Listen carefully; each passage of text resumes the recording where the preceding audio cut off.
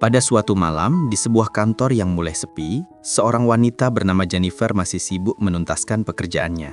Ia lembur hingga larut malam. Sementara, seluruh rekan kerjanya sudah lama pulang. Tampaknya, Jennifer adalah satu-satunya karyawan yang masih berada di kantor itu. Sedangkan yang lain telah pulang untuk mempersiapkan liburan.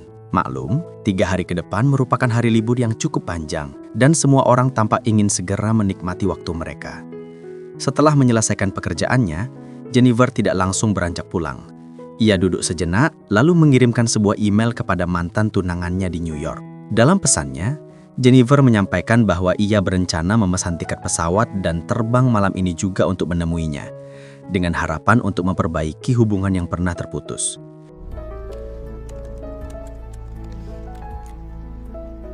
Setelah mengirim email, Jennifer segera berkemas. Ia sempat mengambil beberapa permen di atas meja sebelum melangkah menuju lift.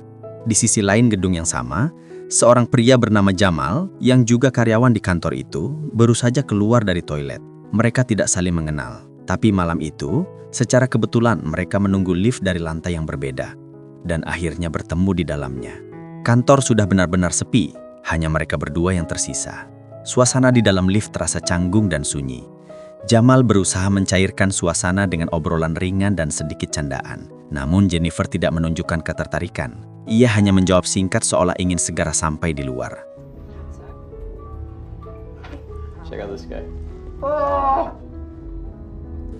Belum sempat Jennifer memikirkannya lebih jauh, lift tiba-tiba berhenti total. Lampu masih menyala, tapi kabin itu sama sekali tidak bergerak. Seketika suasana berubah. Dari yang tadinya hanya kikuk menjadi perlahan mencekam. Keduanya saling berpandangan seolah tak percaya. Mereka menekan tombol darurat berulang kali, tapi tidak satu pun berfungsi. Jamal mencoba membuka pintu secara paksa, namun sia-sia. Ia lalu melambaikan tangan ke arah CCTV berharap seseorang di ruang kontrol memperhatikan mereka, tapi tetap tak ada respon. Ketika mencoba menggunakan ponsel, mereka baru sadar, tidak ada sinyal sama sekali. Jennifer mulai gelisah dan resah. Ia bertanya-tanya kemana petugas keamanan malam itu, dan jika mereka tak segera keluar, ia bisa saja ketinggalan pesawat. Kekhawatiran Jennifer bisa dimengerti karena ia benar-benar terjebak tanpa sinyal, tanpa bantuan, tanpa kepastian. Namun Jennifer tidak menyadari bahwa bahaya yang sesungguhnya bahkan belum dimulai. Beberapa menit berlalu, Jamal mulai berteriak, menggedor-gedor pintu lift berharap ada yang mendengar, tapi tetap sunyi dan hampa. Lalu ia terpikir satu hal, mungkin ada pintu darurat di bagian atas lift. Sayangnya langit-langitnya terlalu tinggi untuk dijangkau sendiri. Jamal kemudian meminta Jennifer naik ke atas pundaknya agar bisa menjangkau bagian atas lift. Jennifer sempat ragu, tapi akhirnya setuju.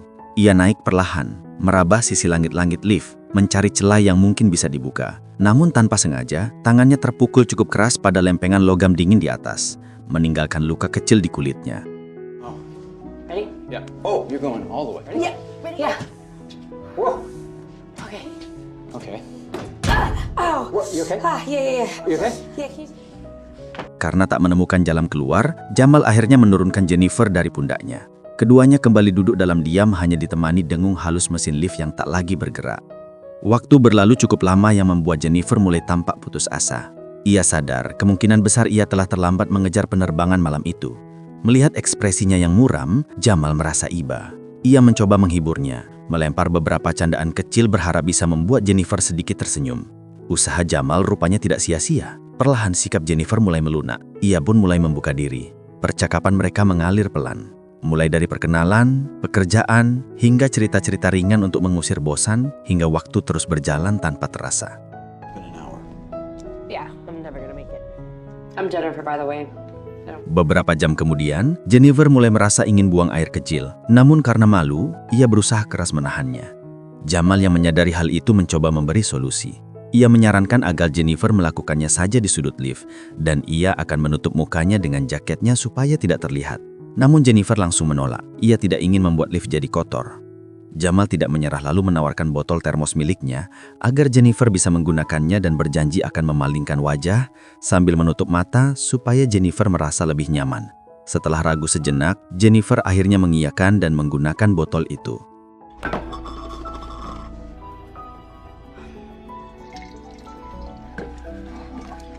Well, that just happened. Sesaat kemudian, suasana menjadi jauh lebih santai. Keduanya mulai merasa lebih akrab.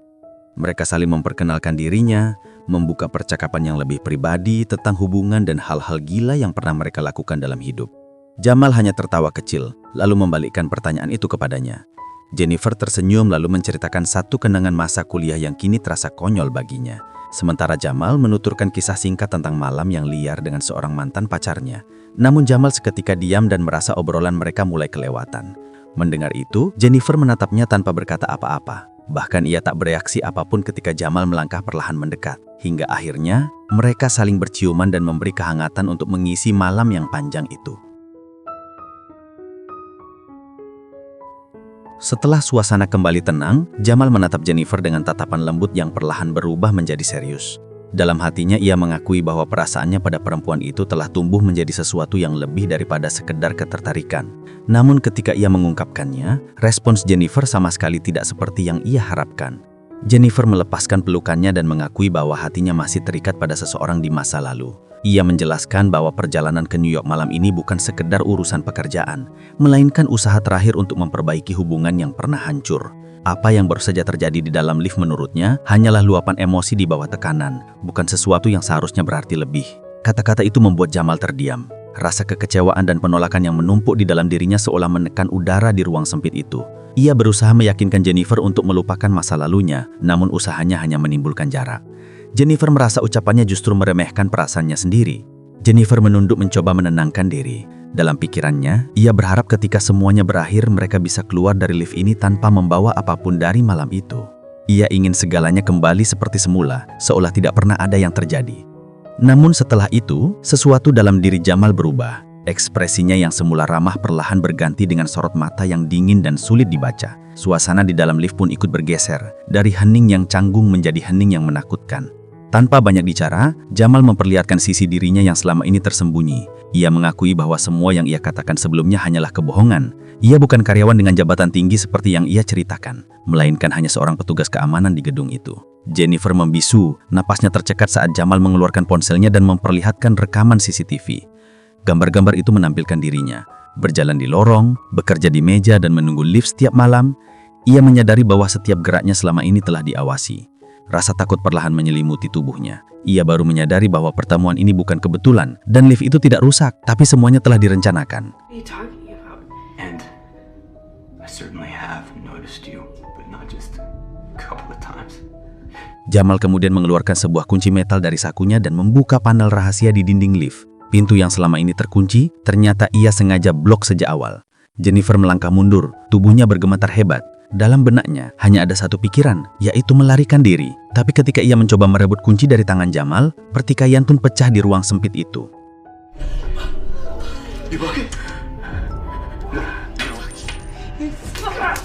Di tengah kepanikan itu, Jamal menghantam panel kontrol lift dengan keras. Seketika, terdengar suara letupan keras, disusul kilatan listrik yang memercik di udara. Tubuhnya terlempar dan jatuh terkapar di lantai logam dingin. Jennifer membeku, napasnya tersengal dan tubuhnya bergemetar hebat. Ia menatap Jamal yang diam tak bergerak. Darah perlahan mengalir dari pelipisnya menetes di lantai logam yang dingin. Jennifer coba mendekat, ketakutan menekan dadanya. Ia berpikir Jamal mungkin sudah tak bernyawa. Namun tepat ketika ia hendak memeriksa detak jantung pria itu, tiba-tiba saja ketika Jennifer membuka mata, pandangannya samar, tapi sosok di hadapannya membuat darahnya membeku, lantaran pria itu masih hidup dan tersenyum padanya. Ketakutan yang sempat reda kembali mencengkram. Di tangannya, Jamal memegang kotak kado, hadiah yang semula dipersiapkan Jennifer untuk mantan pacarnya. Ia membukanya perlahan, mengeluarkan sebuah kemeja, lalu mengenakannya dengan santai. Tak berhenti di situ, Jamal meminta Jennifer membuka kotak hadiah lainnya. Jennifer yang kehilangan tenaga dan harapan menuruti tanpa banyak bicara. Di dalamnya terdapat sebatang cerutu, sepasang gunting, dan korek api. Jamal menyalakan cerutu itu, menghembuskan asap perlahan, lalu tersenyum lebar. Senyum yang lebih menyerupai ancaman daripada penyesalan. Ia menatap Jennifer lama, mungkin ingin menjelaskan sesuatu, mungkin menyesali segalanya, tapi tak ada kata yang benar-benar mampu memperbaiki malam itu. Ia akhirnya memutuskan mencari jalan keluar. Panel kontrol sudah hancur total. Satu-satunya cara hanyalah lewat langit-langit lift. Jamal meminta bantuan Jennifer untuk mengangkatnya agar bisa membuka pintu darurat dari atas. Jennifer menatap lubang sempit di atas kepala mereka lalu berkata bahwa akan lebih mudah jika dirinya yang naik. Ia tahu, ia tak cukup kuat untuk mengangkat Jamal. Dengan sisa tenaga, Jennifer naik ke pundaknya. Dengan susah payah, ia berhasil keluar melalui celah kecil di atap lift. Begitu tubuhnya mencapai bagian atas, Jamal menunjuk arah tangga dan menunjukkan letak pintu darurat yang bisa membawa mereka keluar dari ruang bawah tanah. Namun, bukannya berterima kasih, Jennifer berbalik. Ia menatap Jamal dengan dingin dan mengangkat jari tengahnya, isyarat keputusasaan dan juga perlawanan terakhir. Jamal terpaku, wajahnya memerah dipenuhi rasa pengkhianatan. Dengan gerak cepat, ia mengikat 2 potong pakaian menjadi tali, melemparkannya ke atas lalu menarik tubuhnya keluar. Ia berhasil naik dan segera mengejar Jennifer yang sedang memanjat menuju pintu keluar. Jennifer lebih dulu sampai di pintu. Ia berhasil membukanya dan berteriak sekuat tenaga, berharap seseorang di luar mendengar. Namun, Jamal melompat dari belakang, menarik bajunya, dan dalam sekejap, keduanya jatuh kembali ke dalam lift. Beberapa saat kemudian, Jennifer sadar. Tubuhnya nyeri, tapi pikirannya masih tajam. Ia meraih cerutu Jamal lalu menyalakannya di bawah detektor asap. Tapi asapnya terlalu tipis, tak cukup untuk memicu alarm. Lalu ia mencoba membakar kertas, berharap asap tebal akan membuat sistem bereaksi. Api kecil mulai menyala ketika Jamal sadar. Ia berusaha menghentikannya namun belum sempat berdiri, Jennifer menghantamnya dengan keras. Jennifer menatapnya dengan dingin. Ketakutan telah berubah menjadi tekad. Ia menyalakan kamera ponsel, mengarahkannya ke wajah Jamal yang kini terpojok. Dalam keheningan yang menegangkan, kebenaran akhirnya terungkap. Dengan suara lemah, pria itu mengaku nama aslinya bukan Jamal, melainkan John. Dengan kamera yang masih merekam, Jennifer terus mendesak John untuk bicara. Ia ingin pengakuan lengkap tentang rencana gilanya, tentang bagaimana ia memanfaatkan posisinya sebagai petugas keamanan, dan bagaimana semua ini telah disusun sejak awal. John akhirnya mulai bicara. Kalimat demi kalimat keluar perlahan, terputus oleh nafas berat dan darah yang masih mengalir di sudut bibirnya. Ia mengakui semuanya, bagaimana ia sengaja menonaktifkan sistem dan mengamati Jennifer setiap hari dari balik layar ruang kontrol. Why do all of this? Because I wanted to meet you, Jen. So then why didn't you just ask me out like a normal human being? Waktu berjalan lambat, detik berubah jadi menit, menit jadi jam. Hingga tanpa mereka sadari, hari telah berganti. Matahari telah kembali terbit dan sudah hari Senin. Namun, mereka masih terperangkap di lift yang sama. Malam itu, seorang petugas keamanan bernama Eddie datang ke gedung bersama pacarnya. Ia hanya bermaksud mengambil barang yang tertinggal. Namun sesampai di ruang kontrol, keajaiban langsung terasa. Karena menurutnya, John seharusnya berjaga malam itu, tapi tak terlihat dimanapun. Rasa curiga membuat Eddie memeriksa rekaman CCTV. Begitu monitor menyala, wajahnya langsung membeku. Di layar, ia melihat John dan seorang wanita tergeletak di dalam lift. Keduanya tampak kelelahan, seperti telah terperangkap berhari-hari. Tanpa pikir panjang, Eddie menyalakan pengeras suara. Suaranya menggema di seluruh gedung. Jennifer yang mendengarnya langsung menjerit, memohon untuk dikeluarkan dari sana. Panik dan tergesa, Eddie berlari menuju lift darurat, meninggalkan pacarnya di sofa ruang tunggu. Sesampai di lokasi, ia menemukan lift yang berhenti di antara 2 lantai. Pintu lift terbuka separuh, cukup untuk melihat bayangan di dalam. Eddie mengambil lunggis, lalu berusaha mencongkel pintu agar terbuka lebih lebar.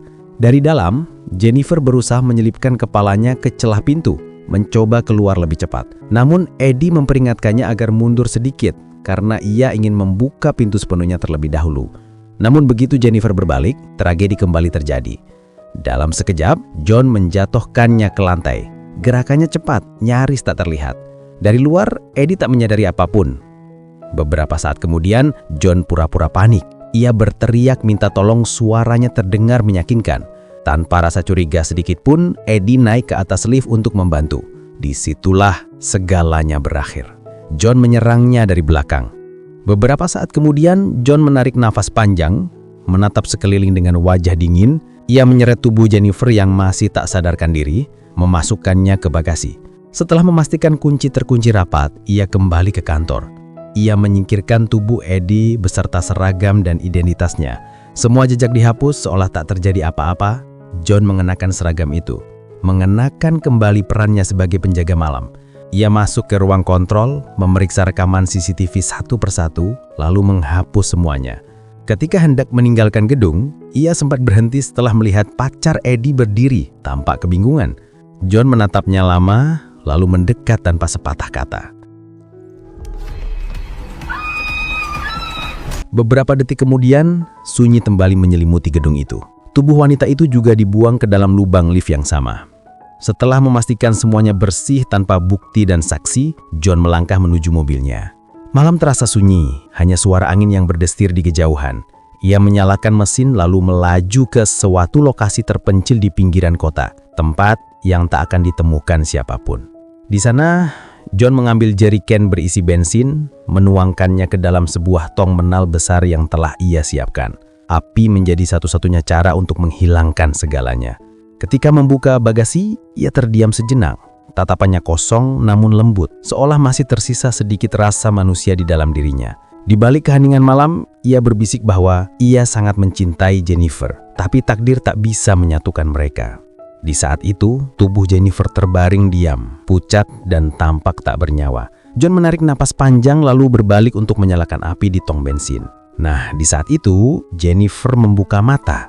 Meski tubuhnya lemah, tetapi ia tahu ini adalah satu-satunya kesempatan untuk bertahan hidup. Dengan sisa tenaga yang hampir habis, Jennifer berusaha keluar dari bagasi. Tangan gemetarnya meraih benda pertama yang bisa dijangkau lalu menghantamkan ke kepala John dari belakang, yang membuat John terhuyung dan jatuh. Jennifer segera masuk ke dalam mobil. Di dashboard, cerutu John masih menyala, meninggalkan jejak asap tipis di udara.